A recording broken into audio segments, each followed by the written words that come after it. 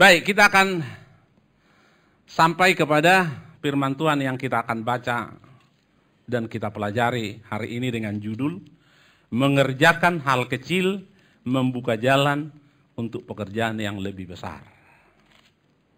Kadang-kadang ketika kita pekerjaan kecil kita anggap sepele loh saudara. Padahal itu sebenarnya adalah pintu gerbang melakukan hal yang lebih besar. Jadi ketika pekerjaan yang kecil, saudara perlu setia. Menyapu gereja misalnya, kan itu pekerjaan kecil. Ngajar sekolah minggu, pekerjaan kecil. Tapi bisa nggak saudara lakukan dengan segenap hati, segenap jiwa, segenap kekuatan? Saya tahu Victor ikuti saya puasa, tapi saya kan udah dilatih di Majalengka. Seberapa hari pun kita puasa, tidak ada kesempatan untuk bebas dari kerja rutin. Tidak ada. Mau 5 hari 5 malam, angkat batu ya tetap angkat batu.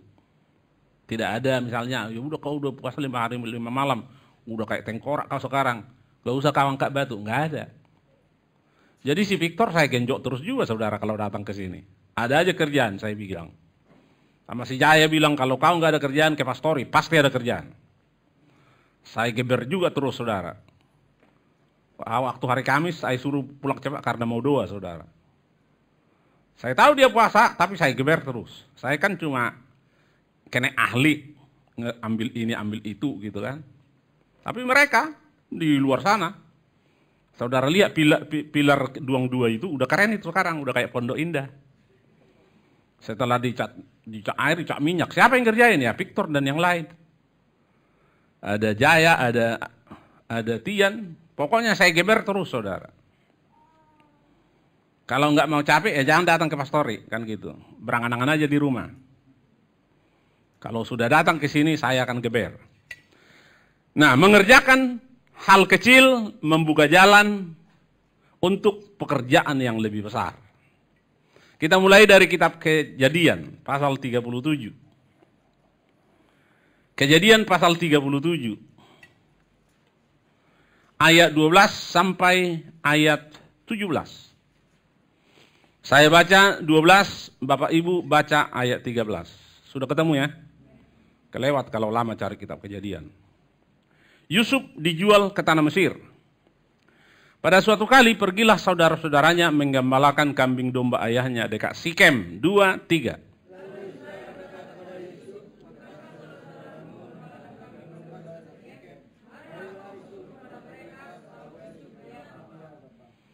Kata Israel kepadanya, pergilah engkau melihat apakah baik keadaan saudara-saudaramu dan keadaan kambing domba, dan bawalah kabar tentang itu kepadaku. Lalu Yakub menyuruh dia dari lembah Hebron, dan Yusuf pun sampailah ke Sikem.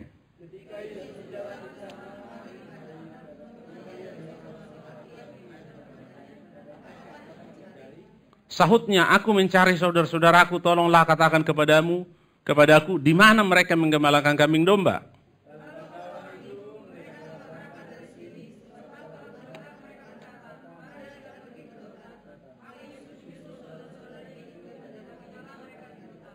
Nah, di sini kita lihat Yusuf mendapat tugas kecil. Tugas kecil itu adalah mensurvei ke 10 saudaranya yang sedang menggembalakan domba. Dan hasil surveinya laporkan ke bapaknya. Kan gampang kan? Cuma lihat doang. Mantap Pak, semua berjalan dengan baik, selesai. Jadi itu kerja kecil. Saya percaya saya tidak bisa mengubah siapapun. Hanya Roh Kudus. Tapi ketika saya menyampaikan firman Tuhan 2 minggu yang lalu, mengubah kutuk menjadi berkat. Firman Tuhan itu tumbuh loh. Satu orang memberikan persepuluhan itu pertama sekali dalam hidupnya. Berarti kan firman Tuhan itu bekerja. Dia bilang belajar om. Puji Tuhan saudara. Bukan soal jumlahnya, tapi tentang kerinduannya untuk melakukan firman Tuhan. menyadari bahwa selama ini salah. Nah, Yusuf menerima pekerjaan ringan, ditugaskan oleh ayahnya. Dan pergilah dia dari Hebron ke Sikem.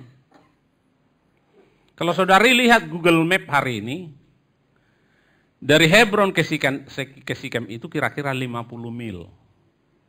50 mil itu kira-kira 80 kilometer. Setelah Yusuf tiba di Sikem, bisa nggak pulang dari Sikem? Bisa. Mission complete, Dedi, kan gitu kan? Sudah kukerjakan dengan sempurna, Pak. Aku sudah ke Sikem. Bisa ya? Udah 100% loh. Udah 100%.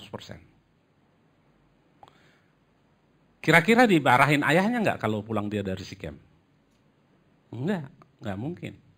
Karena perintahnya sampai Sikem kok. Tapi Yusuf ketika tidak menemukan abang-abangnya di Sikem, dia meriskan ke Dotan. Tambah 25 mil lagi. 75 mil, kira-kira 105 kilometer. Ingat, waktu itu belum ada mobil. Belum ada sepeda motor. Belum ada kendaraan darat. Jadi kemungkinan besar Yusuf naik onta. Kemungkinan besar, kenapa? Ayahnya orang kaya raya. Onta adalah alat transportasi paling mahal di zaman itu. Tapi naik onta juga di padang gurun, 105 km, itu bukan pekerjaan ringan juga. Jadi Yusuf mengerjakan lebih. Pekerjaan yang lebih itu, yang dikerjakan oleh Yusuf, yang mendasarinya adalah, masa saya pulang ke apa-apa, tidak ada berita apa-apa? Masa begitu caranya menyelesaikan pekerjaan? Dia kerjakan lebih baik. Saya pernah katakan kepada saudara, berdoa sedikit lebih lama dari orang lain. Baca firman Tuhan sedikit lebih banyak dari orang lain. Mengerjakan pekerjaan sedikit lebih baik dari orang lain hasilnya. Yusuf, dia pergi ke Dotan. Padahal dia tidak diperintahkan ke Dotan. Dia mau melakukan sesuatu yang lebih. Dan akibat dari sesuatu yang lebih itu, bukannya yang baik dia terima, saudara. Mari kita baca ayat 19 sampai 29, saya baca ayat 19, Bapak Ibu baca ayat 20. Kata seorang kepada yang lain, 10 orang ini abang-abangnya, lihat, tukang mimpi kita itu datang, 2, 3.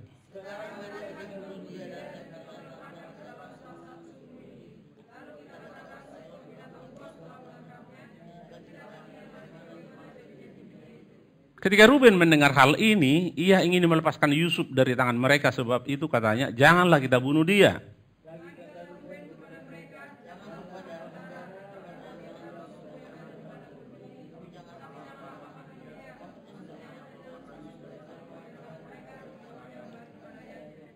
Baru saja Yusuf sampai kepada saudara-saudaranya, mereka pun menanggalkan jubah Yusuf, jubah maha indah yang dipakainya itu.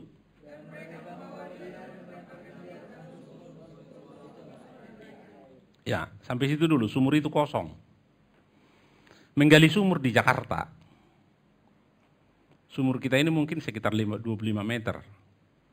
Dapat air yang bagus. Di padang gurun mungkin 2 kali lipat. Jadi dijatuhkan ke sumur yang tidak ada air.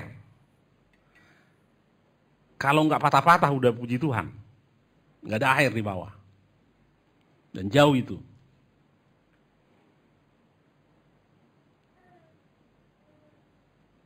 Ayat 25. Kemudian duduklah mereka untuk makan, ketika mereka mengangkat muka, kelihatanlah kepada mereka suatu kabilah orang Ismail datang dari Gilead dengan untanya yang membawa damar, balsam dan damar ladan dalam perjalanan mengangkut barang-barang itu ke Mesir. 2, 3.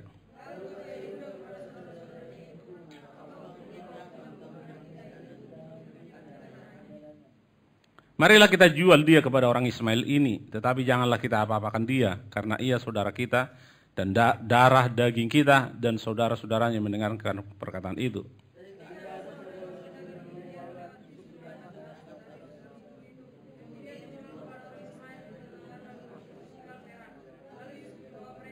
Sampai situ. Nah, ketika kita melakukan pekerjaan baik, kadang-kadang upah yang kita terima itu berliku, saudara. Kalau Yusuf pulang dari Sikem, dijual nggak dia? Enggak, dia nggak ketemu saudara-saudaranya kok. Justru karena dia pergi ke Sikem, datanglah malapetaka. Kadang-kadang Tuhan membawa kita ke arah yang 180 derajat berbalik dari apa yang kita rencanakan. Nggak sesuai, nggak cocok dengan apa yang kita rencanakan. Kalau, sekali lagi saya ulang, kalau Yusuf pulang dari Sikem, dia tidak dijual ke Mesir. Sayangnya dia pergi ke Sikem. Sepertinya ada kesalahan dilakukan Yusuf, sepertinya. Tapi percayalah bahwa Tuhan itu pegang kendali. Dia mengontrol, saudara. Mesir itu jauh loh, saudara. Paling sedikit itu 800 km. Kalau kita dari Mesir ke Israel, kalau kita berangkat pagi-pagi jam 7 atau jam 8 habis sarapan di hotel, kita tiba di perbatasan kira-kira jam 4. Masih di Mesir itu. Belum masuk border Israel, belum masuk imigrasi. Baru turun mau masuk border. Itu kira-kira jam 8 sampai jam 4 sore. Jauh sekali. Dan Mesir itu negara pintar loh, saudara. Pintar strategi. Di perbatasan itu ada kasino yang sangat besar. Mungkin ada 7 lantai itu, saudara. Di situ dia di ujung. Dari mana-mana datang orang berjudi ke situ, saudara. Nah, Yusuf ketika dia pergi ke Sikem, dia justru mendapat aniaya. Pertama, dia dibuang ke sumur yang tidak ada air, kemudian dia dijual. Dijual dengan harga 20 sikal perak. Dulu masih bisa jual manusia. Sekarang ini pun masih ada trafficking. Trafficking jual manusia. Jadi Yusuf dijual ke Mesir. Di rumahnya, dia anak kesayangan. Dan bagaimana dia dijual ke Mesir? Itu dilecehkan loh, saudara. Coba kita lihat Mazmur pasal 105. Kita lihat caranya dijual dia. Mazmur pasal 105.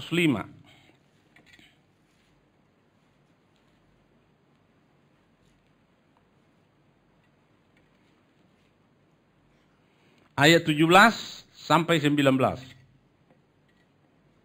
Satu orang baca dengan suara keras. Diutusnyalah seorang mendahului mereka, Yusuf yang dijual menjadi budak. Mereka mengimpit kakinya dengan belenggu. Sampai itu dulu, kakinya diikat loh, saudara. Enggak manusiawi, saudara. Terus? Lehernya masuk ke dalam besi. Dipasung loh, saudara. Ngeri kali perjalanan ini, saudara. Terus? Sampai saat firman-Nya sudah genap dan janji Tuhan membenarkannya. Raja menyuruh melepaskannya, penguasa bangsa-bangsa membebaskannya. Sampai situ saja. Jadi perjalanan ke Mesir itu, setelah dibuang ke sumur, lalu ditarik lagi keluar, lalu dijual, diperlakukan kayak binatang loh, saudara. Kakinya diikat, lehernya dikasih besi. Kalau dikasih besi kan, aduh, bagaimana kakunya itu, saudara? Kalau kebas nggak bisa lagi digerak-gerakkan, saudara. Itulah yang dialami oleh Yusuf, saudara. Saya bilang tadi, di rumahnya dia, anak kesayangan. Tapi di perjalanan ke Mesir, dia adalah orang yang dibeli. Seperti beli seekor ayam, saudara. Apa yang didapatkan Yusuf adalah jalan berliku ketika dia melakukan yang terbaik yang dia bisa lakukan. Coba kita lihat kembali ke pasal 37.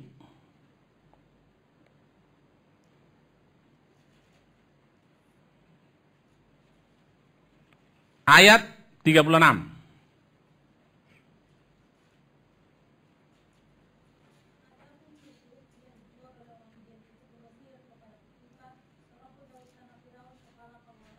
Ya, dijual lagi ke tangan kedua. Kalau saudara jual mobil, orang akan tanya, tangan berapa? Kalau kita bilang tangan kedua, dia mempertimbangkan untuk membelinya. Yusuf dijual lagi, tiba di rumah Firaun. Di rumah ayahnya dia seorang pangeran, di sini dia sekarang menjadi budak belian. Direndahkan, saudara. Diturunkan ke level lebih rendah.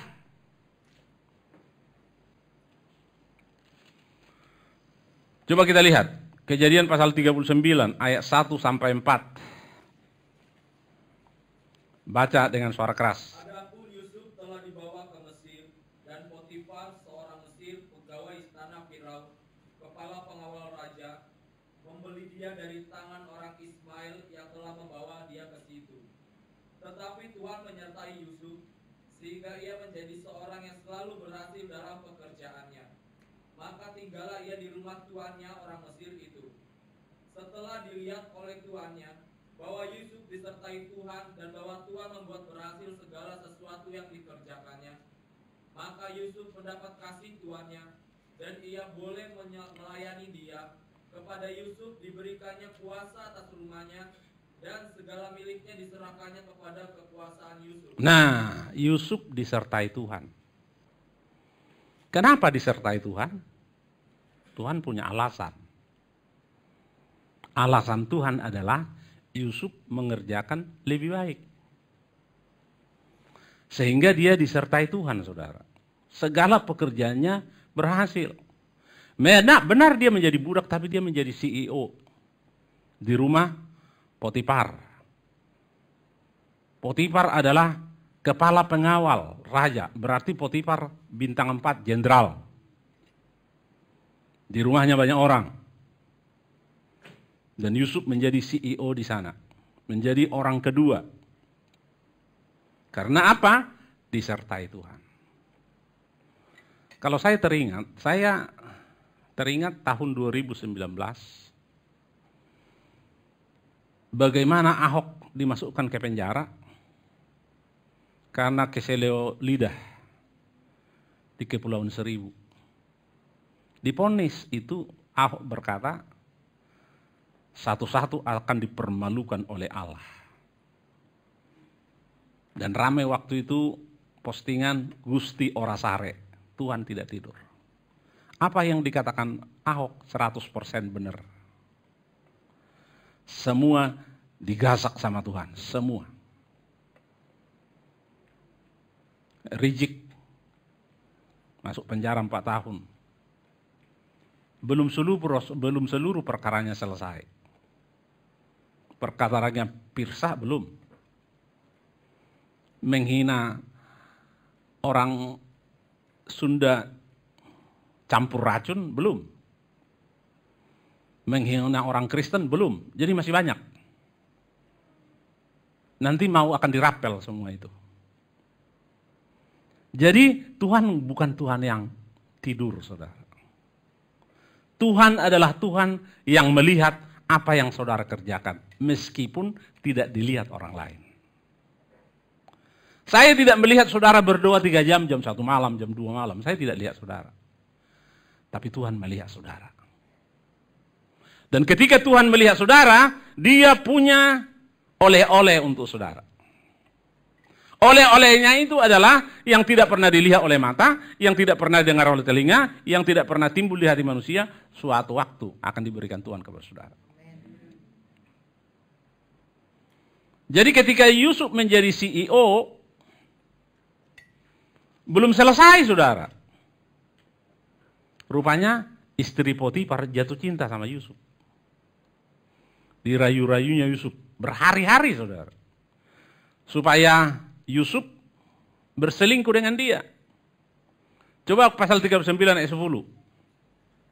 Walaupun dari hari ke hari perempuan itu memujuk Yusuf, Yusuf tidak mendengarkan bujukannya itu untuk tidur di sisinya dan bersetubuh dengan dia. Dari hari ke hari.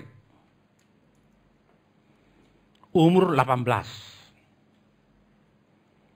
Yusufnya, umur 18 itu. Maaf.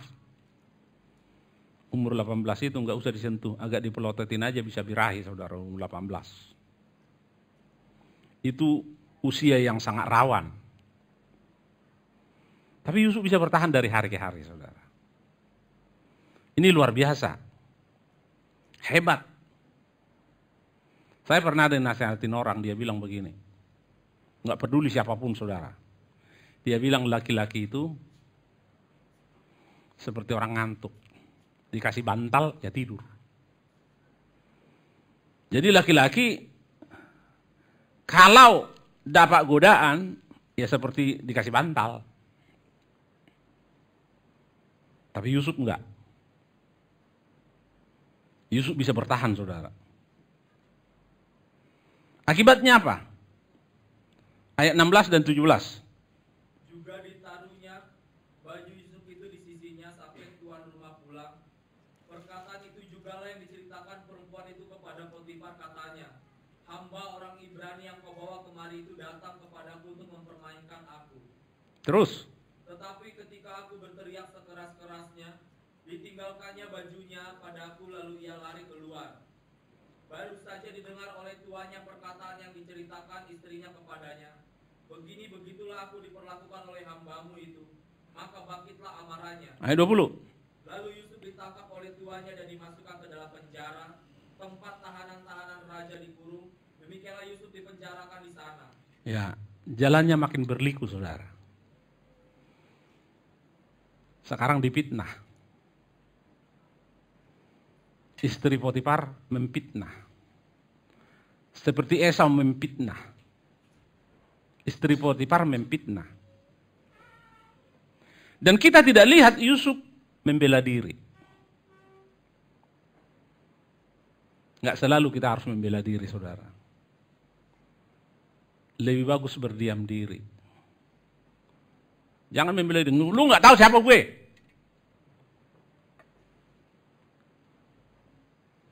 Kalau orang bilang begitu sama Anda bilang aja, ya terang aja saya nggak tahu siapa lu sendiri nggak tahu lu, sehingga tanya saya. Yusuf tidak membela dirinya. Kenapa? Yusuf Roni ketika ditangkap masuk penjara karena Kristen, dia tidak minta jaksa pembela. Dia nyanyikan satu nyanyian, Yesus, Kaulah pembelaku, pada siapa aku harus takut? Yesus, Kau perlindunganku, ku tak gentar menghadapi musuh. Yusuf tahu persis bahwa Allah Abraham, Ishak dan Yakub yang disembahnya itu adalah pembela yang agung. Dia masuk ke penjara. Kenapa dia tidak membela dirinya? Padahal legal loh, sah. Membela dirinya sah, tapi dia enggak. Dia lebih memilih masuk penjara asal Potifar tetap cinta sama istrinya. Kalau dia bilang, Om, tante kok yang gatal, Om? Dia yang membujuk saya dari hari ke hari. Dia enggak bilang begitu, saudara. Dia masuk penjara. Cukup lama di penjara. 13 tahun. Lama ya. 13 tahun di penjara untuk sesuatu yang dia tidak lakukan. bukan waktu yang pendek. 13 tahun itu waktu yang panjang. Dan di penjara, dia bertemu dengan 2 orang pegawai Firaun. 1 orang juru roti, 1 orang juru minuman. Dan di penjara mereka bermimpi. Dan Yusuf menjelaskan mimpi mereka. Dan mimpi mereka itu benar-benar menjadi kenyataan. Dua-dua 100% benar. Dan Yusuf pesan kepada salah seorang. Kalau kau sudah keluar dari penjara ini, ingat aku. Tapi enggak diingatnya Yusuf, saudara. Dilupakannya Yusuf. Sampai kemudian Firaun yang bermimpi, saudara. Firaun bermimpi tentang bulir gandum yang gemuk dengan lembu yang gemuk keluar dari sungai Mesir. 7 bulir gandum, 7 lembu yang gemuk, dan kemudian keluar yang kurus.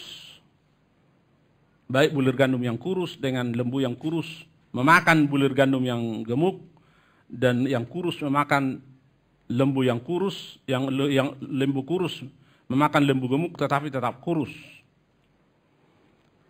Dan Firaun tidak mengerti mimpi itu. Nanti saudara bisa baca di rumah cerita ini, saya ceritakan aja. Firaun tidak bisa mengerti mimpi itu sehingga dicarinya di kerajaan siapa yang bisa menceritakan. Dan juru roti akhirnya datang, dia bilang, maafkan saya. Di penjara ada seorang budak Ibrani yang kemudian menjadi CEO di penjara. Dari budak belian menjadi narapidana. Narapidana, tapi dia menjadi CEO juga di penjara, saudara. Nah sekarang,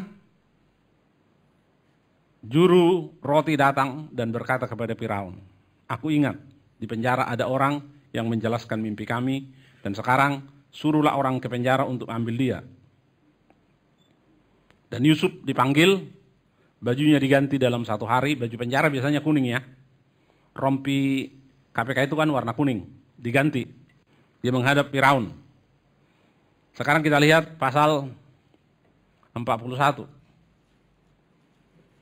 Pasal 41.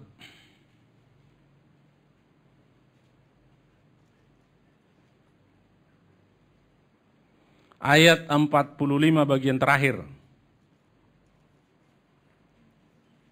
Demikianlah Yusuf muncul sebagai kuasa atas seluruh tanah Mesir. Nah, di rumah Potifar, Yusuf pengaruhnya sudah lebih banyak orang. Di penjara, Yusuf pengaruhnya lebih banyak lagi, narapidana. Dan sekarang di Mesir, menjadi penguasa di Mesir. Ayat 46. Yusuf berumur 30 tahun ketika ia menghadap Firaun, raja Mesir itu. Maka pergilah Yusuf dari depan Firaun, lalu dikelilinginya seluruh tanah Mesir. Katakanlah 18 tahun Yusuf ditangkap, masuk penjara.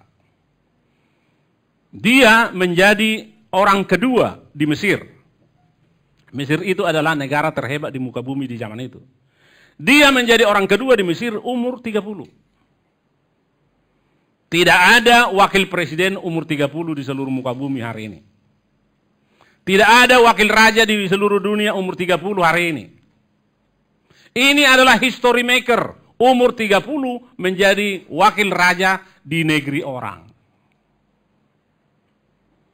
Kalau si Brema nanti jadi wakil presiden umur 30, itu di Indonesia. Bukan di Malaysia, apalagi di Thailand, bukan, di Indonesia. Tapi Yusuf di negara orang loh, saudara. Kalau waktu itu ada KTP-nya Ibrani. Tapi dia menjadi Perdana Menteri umur 30. Kuncinya ini, mengerjakan hal kecil, membuka jalan untuk pekerjaan yang lebih besar. Jadi kalau saudara menjadi guru sekolah minggu, setia aja. Tuhan bisa membuat itu nanti suatu hari menjadi pekerjaan yang lebih besar. Dulu ada worship leader bernama Robert dan Lea. Pekerjaannya worship leader doang. Tapi bisa keliling dunia. Luar biasa kan? Bukan pengkhotbah loh saudara, worship leader. Yusuf melakukan yang terbaik yang dia bisa lakukan dan upahnya adalah upah maksimum. Menjadi wakil raja di negara orang. Bilang dulu sama orang sampingmu, kalau kau merindukan upah maksimum, kerjakan lebih baik dari orang lain sedikit. Nggak usah lebih banyak-banyak saudara. Coba kita lihat Pengkhotbah pasal 9. Pengkhotbah pasal 9. Pengkhotbah pasal 9 ayat 10. Baca dengan suara keras. Segala sesuatu yang dijumpai tanganmu untuk dikerjakan, kerjakanlah itu sekuat tenaga, karena tak ada pekerjaan, pertimbangan, pengetahuan, dan hikmat dalam dunia orang mati.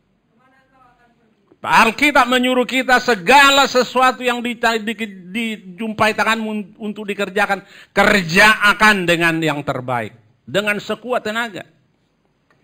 Saya kalau bersaksi tentang Edi supaya bukan dia besar kepala, tapi bosnya sendiri pemilik perusahaan itu, si Arkundo bilang sama saya, Edi ini mesin turbo, diganti namanya. Dan di handphonenya si Edi ada nama Arkundo di situ. Nomor namanya si Edi dibikin di situ pesawat.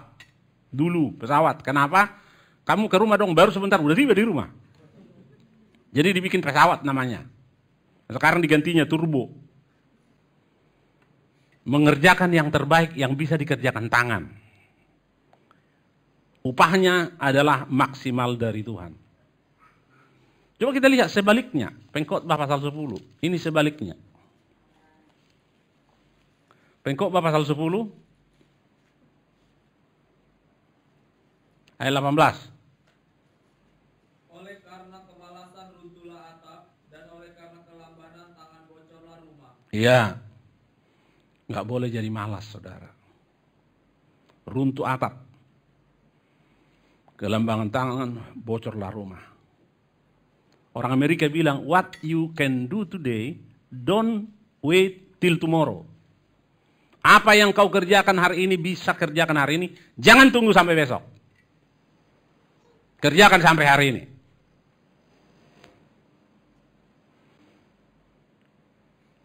Sekali lagi, Tuhan itu bukan Tuhan tidur. Tuhan itu melihat yang orang lain tidak lihat, saudara. Dan untuk itu dia kasih upah.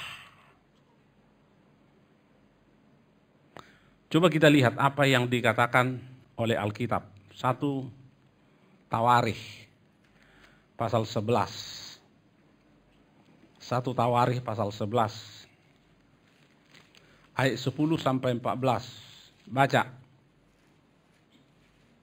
Inilah kepala-kepala para pahlawan yang mengiring Daud, yang telah memberi dukungan yang kuat kepadanya, bersama-sama seluruh Israel dalam mencapai kedudukan raja, dan yang mengangkat dia sebagai raja seperti yang difirmankan Tuhan mengenai Israel. Kepala-kepala para pahlawan. Saya tidak tahu Jokowi ini ada nggak kira-kira 200 orang jenderalnya. Angkatan udara, angkatan laut, angkatan darat, angkatan udara, angkatan laut, angkatan darat, mungkin lebih. Barangkali lebih. Bisa sampai 500 orang kali jenderalnya. Seperti itulah Daud. Kemudian baca terus. Inilah daftar para pahlawan yang mengiring Daud. Yasobam bin Hakmoni, kepala Triwira, ia mengayunkan tombaknya melawan 300 orang yang tertikam mati dalam satu pertempuran. Ya, Yasobam disebut namanya. Yang lain tidak disebut namanya. Yasobam disebut namanya. Ini penghormatan. Kenapa Yasobam disebut namanya? Dia melawan orang 300 orang dengan tombak. Rasanya nggak masuk akal nih. Tombak itu kan cuma kayak apa tombaknya coba? Ini. Bayangkan ini tombak. Bagaimana mungkin bisa melawan 300 orang? Di kanan mungkin bisa kita tusuk. Di depan mungkin kita bisa tusuk. Di kiri kita mungkin bisa tusuk. Bagaimana dengan di belakang?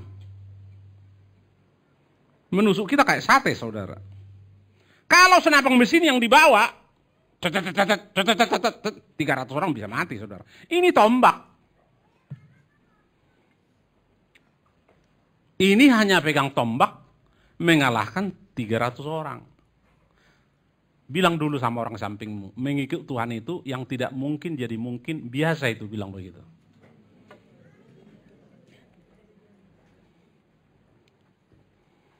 Bilang lagi sama orang sampingmu, kalau yang kau mengharapkan yang mungkin saja, tidak usah ikut Tuhan, bilang. Ngapain? Capek kita, saudara. Ini 300 orang dikalahkan dengan tombak, saudara. Makanya namanya ada di Alkitab ini. Coba kita lihat lagi, terus. Dan sesudah dia, Eleazar anak Dodo, orang Ahohi, itu ia termasuk ketiga pahlawan itu. Terus. Ia ada bersama-sama Daud di Pas-Damim ketika orang Filistin berkumpul di sana untuk berperang. Ada sebidang tanah ladang penuh jelai dan di sana ketika tentara melarikan diri dari hadapan orang Filistin. Terus. Maka berdirilah mereka di tengah-tengah ladang itu, mereka dapat mempertahankannya dan memukul kalau orang Filistin. Demikianlah diberikan Tuhan kemenangan yang besar. Coba lihat. Nama orang ini juga tertulis di Alkitab. Ahohi. Kenapa tertulis namanya? Dia pertahankan ladang jelai. Jelai itu adalah kalau dipanen, diolah jadi gandum. Itulah jelai. Sama seperti padi. Dipanen, diolah jadi beras. Jadi secara nilai duit, nggak ada nilainya ini. Tapi dipertahankan lebih bagus mati daripada jelai ini diambil musuh. Pelayanan kita sekolah minggu mungkin tidak berharga. Pelayanan apa sih? Cuma sekolah minggu doang. Kadang-kadang cuma nyusun-nyusun kursi. Tapi itu adalah sebidang ladang jelai. Yang engkau harus katakan, sampai mati akan kupertahankan pelayanan ini. Musuh tidak bisa ambil ini.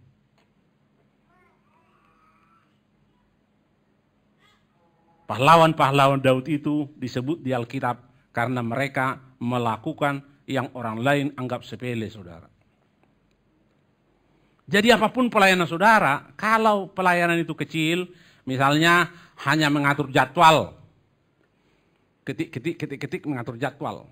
Si Lina biasanya mengatur jadwal disuruh Tanti atau si Lilis. Lakukan dengan sebaik mungkin juga. Karena apa? Itu untuk Tuhan, saudara.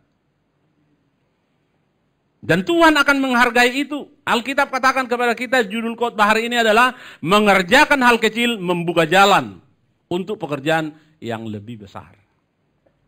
Coba kita lihat apa yang dikatakan Tuhan Yesus.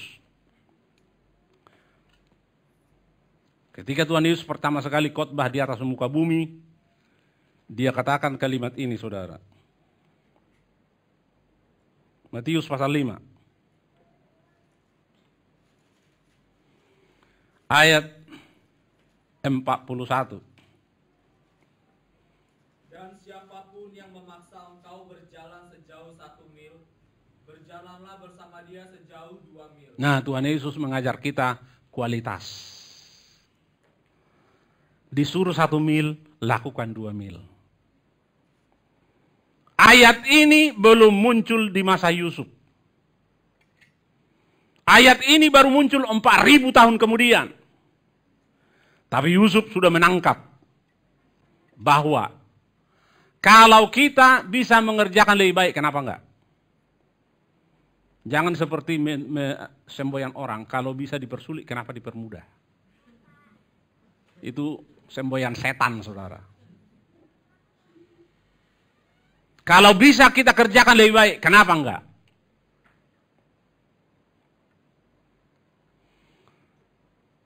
Kenapa saya memelihara mobil, maintenance mobil, saya lakukan sendiri? Saya punya alasan, saudara. Karena ketika saya bawa ke bengkel, dibawa ke belakang, entah diapain saya nggak tahu.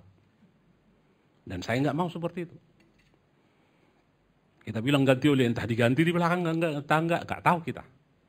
Karena pernah saya ditanya, saudara, waktu mobil bermasalah, mau onderdil ori atau Singapura, Pak? Duh, ini saya pikir bengkel resmi.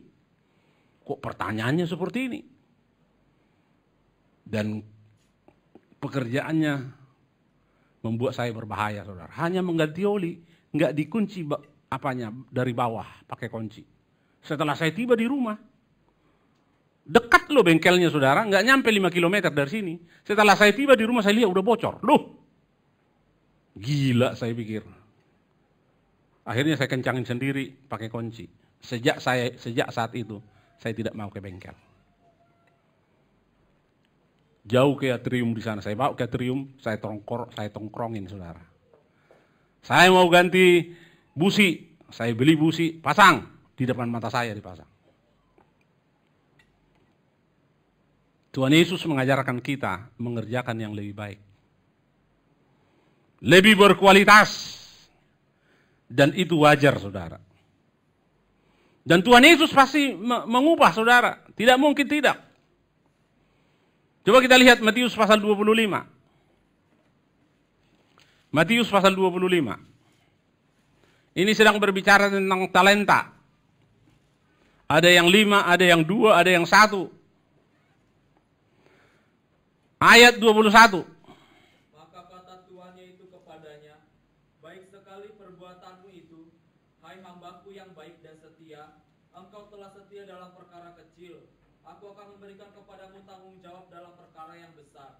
Masuklah dan turutlah dalam kebahagiaan Tuhanmu. Tuhan Yesus punya metode, saudara. Harus setia dulu kita perkara kecil,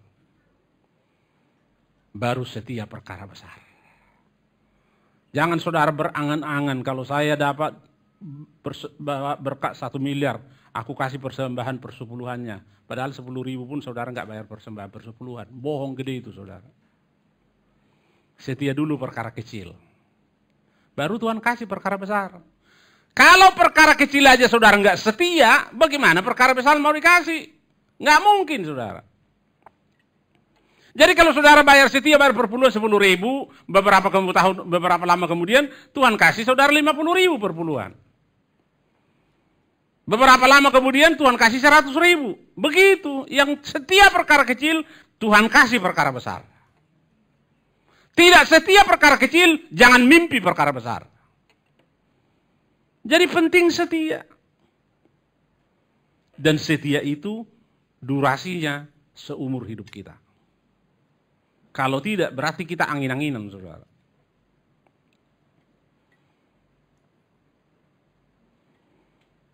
Saya kalau mau bersaksi kepada saudara, saya menerima hal-hal besar menurut saya. Dulu kami punya rumah di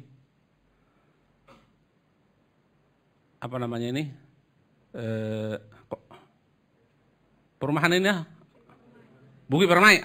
Udah makin tua ini, saudara. Dulu kami punya rumah di situ, rumah orang. Suruh tinggal, nggak bayar sepeser juga. Kalau gengsinya itu ditanya orang, di mana rumahmu? Di Bukit Permai. Kan lebih bergengsi, saudara. Dan rumah itu akan bisa kami tempati seberapa lama pun. Tapi apa yang saya lakukan di rumah itu, saudara? Coba kita lihat dulu Lukas pasal 16 sebelum saya bersaksi lebih jauh. Lukas pasal 16 ayat 12. Dan jikalau kamu tidak setia dalam harta orang lain, siapakah yang akan menyerahkan hartamu sendiri kepadamu? Sebenarnya ada harta sendiri di tangan Tuhan untuk kita. Tapi kita harus setia harta orang lain. Rumah itu harta orang lain, bukan rumah saya. Tapi kalau kerannya bocor, saya beli keran bagus. Sampai ketika yang punya rumah datang, heran dia. Aku aja nggak pakai keran sebagus ini. Padahal itu rumah orang, saudara. Ketika pagarnya kusam, saya cat dengan cat yang bagus. Sehingga ketika dia datang, dia lihat, loh, aku aja tidak mencat pagar sebagus ini. Itu namanya setia sama harta orang lain. Dan ketika kami pindah ke pastor ini, karena kan begitu dekat sebenarnya, tapi kami rasa ada hambatan. Kami harus di sini. Suami istri hampir nangis loh saudara ketika kami pindah. Itu namanya setia sama harta orang lain. Tuhan kasih harta yang sesungguhnya.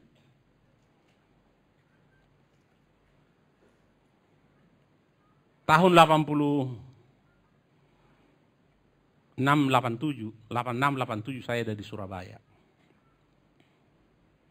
Waktu itu gembalanya dikasih orang Binter Mercy.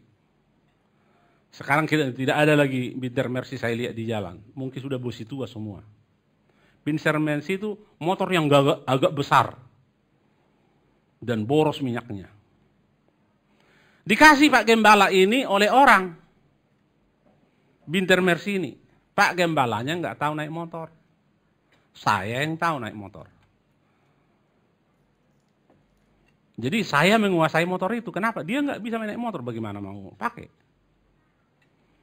Tapi tidak pernah Bapak Gembala itu menyuruh saya untuk menyuci motor itu. Setiap saya lihat kurang bersih, saya cuci sendiri. Tanpa diperintah. Itulah setia kepada harta orang lain. Kita harus setia kepada harta orang lain. Ketika kita pinjam mobil orang, minimal saudara harus isi minyaknya, karena itu yang paling murah. Kalau serempetan beritahu, serempetan tadi Pak, bagaimana caranya ini? Itu namanya setia sama harta orang lain. Tuhan memberikan harta yang sesungguhnya kepada kita. Kebetulan Mama Brema yang baca Alkitab ini belum punya rumah. Itu kan rumah orang lain. Setia sama harta orang lain. Jangan pikir, kontrakan ini bocor-bocor aja, biarin aja. Itu tidak setia sama harta orang lain. Kalau kita mengharapkan pekerjaan yang lebih besar Tuhan buka sama kita, kita harus mengerjakan hal kecil dengan segenap kekuatan kita. Dengan segenap hati kita. Karena Tuhan akan memberikan kepada kita harta yang sesungguhnya. Harta yang sesungguhnya bukan cuma sekarang. Harta yang sesungguhnya sekarang ini kita akan tinggal saudara. Di sorga kita akan menerima harta yang sesungguhnya. Sekarang ini lagi viral di internet. Seorang anak Tuhan menyumbang 2 triliun untuk Sumatera Selatan mengatasi COVID-19. Saya tidak kenal dia, siapa dia, saya tidak kenal. Tapi saya bangga dengan apa yang dikerjakan. 2 triliun itu bukan uang sedikit. Kalau uang 100.000 mungkin penuh ini gedung. Saya pernah melayani pekerjaan Tuhan di Palembang. Di Palembang itu ada kebaktian sekali sebulan, seluruh pendeta kebaktian di satu tempat. Kalau kebaktian itu akan ada undian 10 tablet, 1 sepeda motor. Itu diundi untuk yang hadir. Jadi ramai yang hadir saudara. Mungkin itu dari orang itu juga. Karena itu sudah berlangsung lama. Waktu saya di situ sudah lama ini, Pak Siahan, saya bilang, udah lama ini. Jadi setiap kebaktian begini, iya setiap kebaktian sekali sebulan. Dan tidak boleh khotbah orang Palembang di sini, harus orang luar. Jadi bayangkan saudara, datang orang mau kebaktian, udah berharap nanti dapat sepeda motor, ya kan? Atau tablet 10 biji diundi. Jadi diundi di depan mata saya saudara, habis kebaktian. Bubar gitu kan, ada makanan disiapkan, mulai undian saudara. Dan sekarang dia sumbang 2 triliun. Apakah dia makin miskin? Enggak mungkin. Tuhan akan kasih lagi nanti saudara. Tidak mungkin, karena firman Tuhan katakan siapa yang menabur itu akan menuai. Jadi hari ini, pastikanlah apa pekerjaan kecil di gereja kita, di rumah kita, di kantor kita, kerjakanlah dengan sebaik mungkin. Walaupun tidak ada melihat, Tuhan pasti melihat. Gusti Orasare. Harapkan yang lebih baik dari Tuhan dengan mengerjakan hal-hal kecil dengan segenap kekuatan kita. Mari kita bangkit berdiri.